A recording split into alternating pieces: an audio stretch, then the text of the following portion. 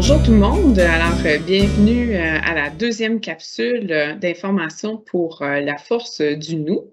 Alors, comme pour la première, je la réalise avec Claire-Marie Legendre qui anime là, avec moi à la force du nous. Et pour ceux là, qui ne me connaissent pas, c'est Françoise Houle. Alors, je vous rappelle là, les objectifs là, des capsules vidéo. C'est vraiment là, de transmettre les nouvelles là, de l'Institut universitaire de première ligne en santé et de services sociaux pour les usagers. Comme vous avez entendu là, en introduction, on a la musique là, de Nicolas, qui est un artiste justement qui est impliqué depuis quand même un bon bout de temps là, dans la force du nous. Alors, vous voyez là, les informations là, à l'écran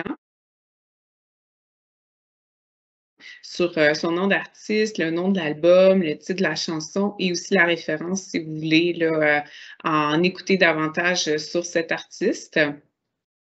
Sinon, pour la capsule d'aujourd'hui, on va vous présenter là, des projets qui sont émergents là, de l'équipe recherche et de l'équipe là, des projets nationaux.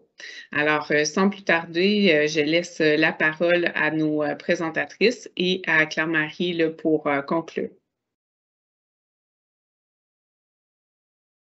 Bonjour, alors mon nom est Céline Bouffard, je suis courtière de connaissances pour l'équipe des projets nationaux de l'Institut universitaire de première ligne en santé et services sociaux. Donc, j'aimerais vous présenter un projet qui me tient vraiment à cœur. C'est un projet sur lequel notre équipe, en fait, plusieurs courtières de connaissances ont travaillé. C'est un projet qui visait la réalisation d'un recueil de pratiques. Ça avait pour objectif finalement de favoriser le soutien et la pleine reconnaissance des personnes proches aidantes. Juste pour vous situer un peu, ce cahier-là, c'est cahier parce qu'il y en avait 9. Ces cahiers s'adressent autant aux acteurs du secteur public, communautaire, privé, des organisations en fait qui tiennent à cœur la proche aidance. Ça a été produit là, à la suite d'une grosse collecte de données, d'informations. C'est une collecte de pratiques qui était au cœur finalement des établissements du réseau de la santé. Dans le cadre de ce projet-là, comme je vous ai dit, on a réalisé 9 cahiers qui étaient divisés en diverses thématiques. Comme vous voyez là à l'écran, une des thématiques qu'on avait, c'était information et formation. Dans chacun de ces cahiers-là, il y avait une section qui était plus descriptive, où est-ce qu'on était vraiment allé chercher, vraiment développer là, la description de la pratique, comment est-ce que le CIS ou le CIUS l'avait développé, pour avoir comme des détails un peu plus précis. Sinon, on avait une autre section qui était plus réflexive, où est-ce qu'on accompagne le lecteur qui se pose à se poser certaines questions pour se demander comment est-ce qu'il ferait pour adapter cette pratique-là à son contexte ou à son milieu. Puis comme vous le voyez, là, on est allé chercher là, pour enjoliver puis mettre ça un peu, en fait, pour aller chercher peut-être une sensibilité, là, on est allé chercher l'aide d'un graphiste pour tout aller représenter l'univers là, de la proche aidance par les couleurs ou encore par les symboles. Dans le cahier que vous voyez là, à l'écran, c'est un cahier qui, comme je vous l'ai dit, avait pour thématique information. Il est question là, de soutenir les personnes proches aidantes lors de l'étape de l'hébergement d'un de leurs proches. C'est une pratique, la pratique qui est présentée, dans le fond, c'est celle de rencontres de préadmission pour les futurs résidents et leurs proches lors de l'hébergement en CHSLD. Donc, c'est vraiment spécifique là, à cette étape-là du parcours de la proche aidance. Ce projet-là, je vous dirais que c'est vraiment un moteur d'inspiration pour passer à l'action. Donc, même si les contextes, les enjeux peuvent être différents d'une région ou même d'un établissement à un autre, on pense que les idées des uns peuvent inspirer les autres, ce qui permet de ne pas toujours réinventer la roue à chaque fois.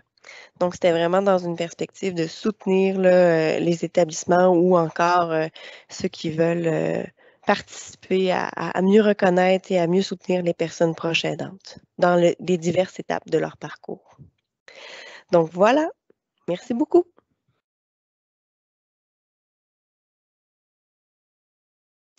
Bonjour à tous, je m'appelle Frédéric Lemieux, je suis APPR en transfert de connaissances à l'IUPL3S dans l'équipe recherche. Donc, je vous parle aujourd'hui d'un projet qui me tient vraiment à cœur et ce projet-là, eh bien, c'est les balados. Donc, à l'Institut, c'est une nouveauté. nous allons maintenant produire des balados. Sauf que pour faire des balados, on a besoin d'une trame musicale. Alors, on s'est dit, on a plein de talents au sein de notre établissement, alors pourquoi pas profiter de ces talents-là? Alors, on est allé enregistrer les jeunes du Centre jeunesse de Val-du-Lac en train de jouer de la musique parce qu'ils ont des installations là, adéquates qui ont été inaugurées l'année passée pour ça. Alors, si vous voulez écouter nos balados, ben, sachez que tous les sons, toute la musique, eh bien, c'est le produit des jeunes de Val-du-Lac. Donc, c'est un projet super important parce que d'un côté, ça les a valorisés et de notre côté, ben, ça nous a permis d'avoir une musique super originale et en même temps, ben, ça nous permet aussi de ne pas l'acheter sur Internet. Donc, je vous donne rendez-vous au mois de décembre pour écouter notre premier balado et sachez que c'est la musique de nos jeunes d'ici. Merci. Bonjour, je suis Marjorie Desormeaux-Moreau, je suis professeure au programme d'ergothérapie de l'Université de Sherbrooke et également chercheure à l'IU-PLSSS. Je prends un moment aujourd'hui pour vous parler d'un projet qu'on a appelé « Mise en place d'un service de soutien en ligne conçu par et pour les adultes autistes », une démarche citoyenne qui s'enracine dans le croisement des savoirs expérientiels, pratiques et scientifiques. C'est un projet qui vise à soutenir la mise en place, l'implantation d'un service de soutien en ligne conçu par et pour les adultes autistes. C'est un projet qui est intéressant, qui est d'autant plus important, qui émane d'une initiative citoyenne qui a été réalisée avant la mise en place, la formulation de ce projet de recherche-ci, qui lui-même est réalisé de façon participative, avec un comité de pilotage qui est composé de 5 autistes, dont 4 partenaires citoyens autistes et moi-même comme chercheur autiste, en collaboration avec 2 autres chercheurs.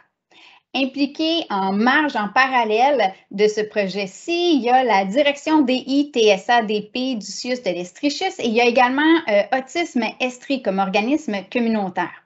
C'est un projet qui me tient à cœur parce que j'ai moi-même été impliquée comme bénévole dans l'initiative citoyenne qui a précédé le projet de recherche, puis parce qu'il est porté par et pour la communauté autiste, communauté à laquelle je m'identifie moi-même. C'est d'ailleurs une belle façon d'actualiser, je pense, l'expression « rien sur nous, sans nous ». Merci beaucoup à nos présentatrices pour la description de tous ces projets. C'était notre capsule numéro 2. Donc, si vous avez des idées pour les prochaines capsules ou des commentaires à nous acheminer, surtout, n'hésitez pas. Et j'en profite pour que vous fassiez un petit X. Dans l'après-midi du 3 décembre prochain, ce sera l'Assemblée annuelle de l'Institut. Vous allez recevoir plus d'infos sous peu, mais réservez-le dans votre agenda. À bientôt!